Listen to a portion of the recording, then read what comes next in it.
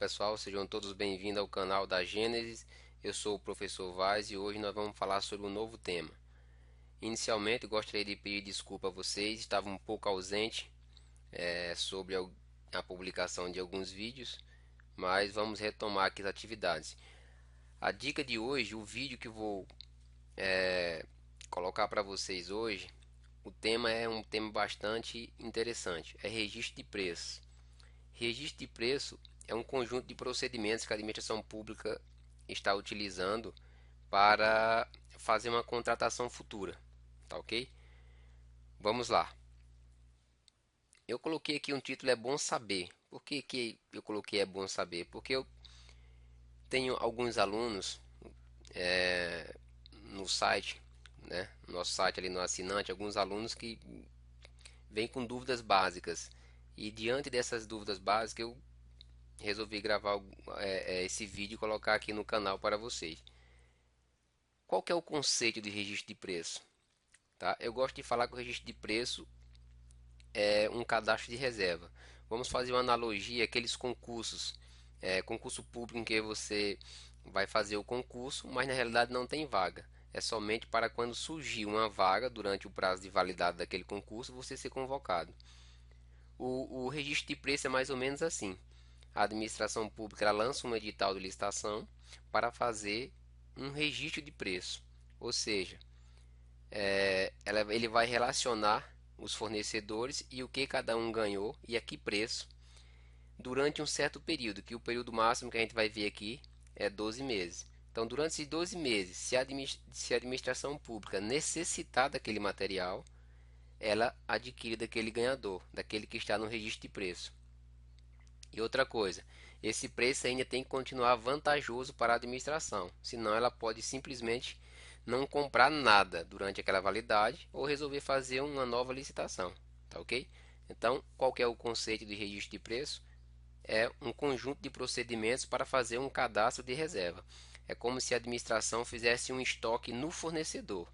E conforme ela vai precisando daqueles materiais ou da prestação daquele serviço, ele convoca o fornecedor para prestar aquele serviço ou para entregar aquele bem.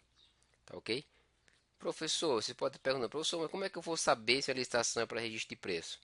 Existem algumas frases típicas do registro de preço. Você olha o objeto do edital da licitação e vai estar assim, ou vai estar assim, registro de preço para futura contratação de material de expediente. Ou então vai estar assim, o objeto dessa licitação ou desse edital é a formação de ata de registro de preço para uma futura contratação, tá ok?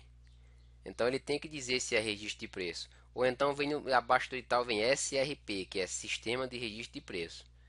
Prazo de validade. Por que é bom você saber do prazo de validade de um registro de preço? O prazo de validade, existe um prazo que eu considero que é ideal para o fornecedor, que ele tem que analisar, e existe o prazo máximo previsto na Lei 866. O prazo máximo previsto, pessoal, são 12 meses. O registro de preço não pode ser superior a 12 meses. E qual que é o prazo ideal? O prazo ideal é o prazo quanto menor possível. Por quê, professor? Porque, em princípio, salvo se aconteça algum caso superveniente, né, que justifique uma mudança de preço, a administração não vai poder comprar mais, a pagar mais do que aquele preço que foi registrado. E você tem que manter aquele preço pelo período do registro de preço. Ou seja, se o período de registro de preço for 12 meses, você tem que manter aquele preço para 12 meses. Então, o ideal é que quanto menor for o prazo do registro de preço, melhor para você. Exemplo, se uma licitação, o registro de preço é por 6 meses, a outra é por 12 meses, o de 6 meses é mais vantajoso. Por quê? Porque você vai ter que prever os seus custos, a variação durante esses 6 meses. E mesmo assim, a depender do seu objeto, do ramo de atividade da sua empresa, fica complicado. Se você, por exemplo, trabalhar com material importado e que compra em dólar, a oscilação do dólar, isso aí por si só não justifica você pedir reequilíbrio econômico financeiro. Inclusive o reequilíbrio econômico financeiro somente em casos excepcionais, previsto lá no artigo 65 da Lei 866, que é fato superveniente, né? Aí fenômeno da natureza, caso fortuito, força maior. Então tem que ser algo bem fora do normal. A variação de dólar não se enquadra nisso. O TCU já determinou, tem algumas súmulas do TCU aí, a jurisprudência dele é no sentido de que a variação de dólar não justifica o reequilíbrio econômico financeiro, tá ok? Então, por que que o prazo, quanto menor o prazo do registro de preço, melhor para você como fornecedor, como licitante? Porque você vai ter que prever essa variação do preço do seu produto, você vai ter que manter esse preço.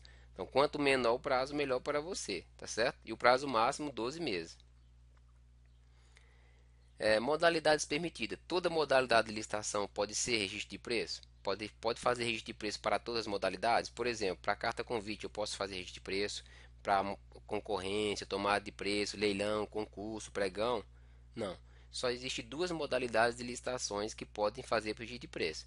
Se você vê, por exemplo, o edital por exemplo, uma tomada de preço, se é registro de preço e a modalidade é a tomada de preço, você pode impugnar esse edital, porque não existe.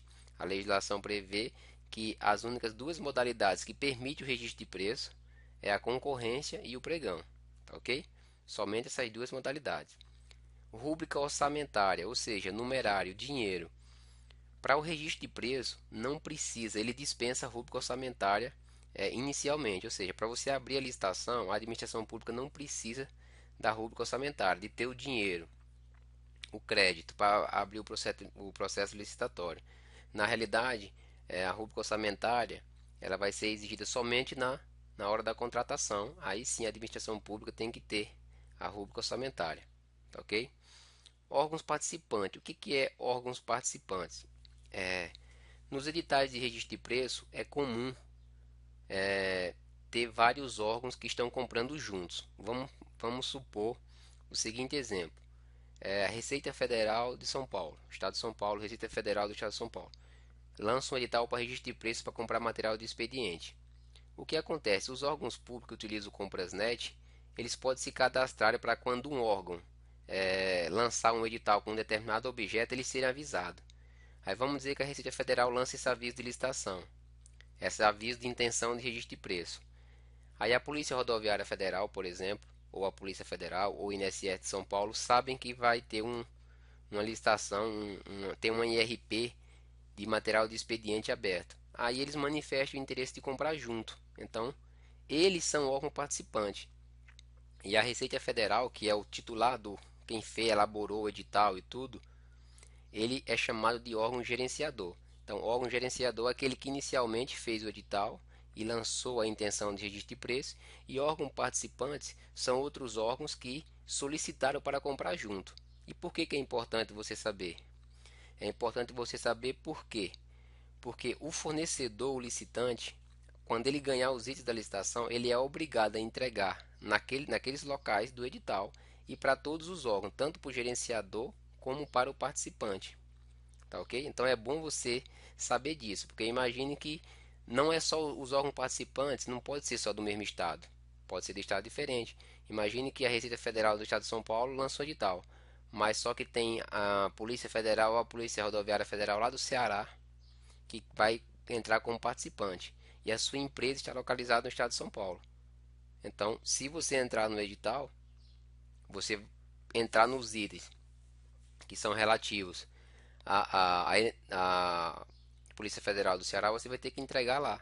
E isso é importante porque se o edital não prevê preços diferentes por região, se o edital não prevê isso, então o mesmo preço que você vai ganhar para entregar no estado de São Paulo, você vai ter que entregar no Ceará.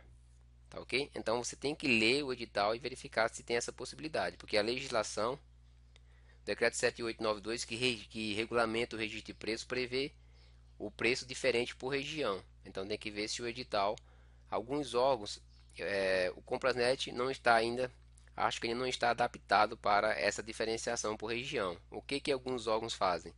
Lança o item 1, caneta, a mesma caneta no item 1. Então, caneta item 1 entrega São Paulo.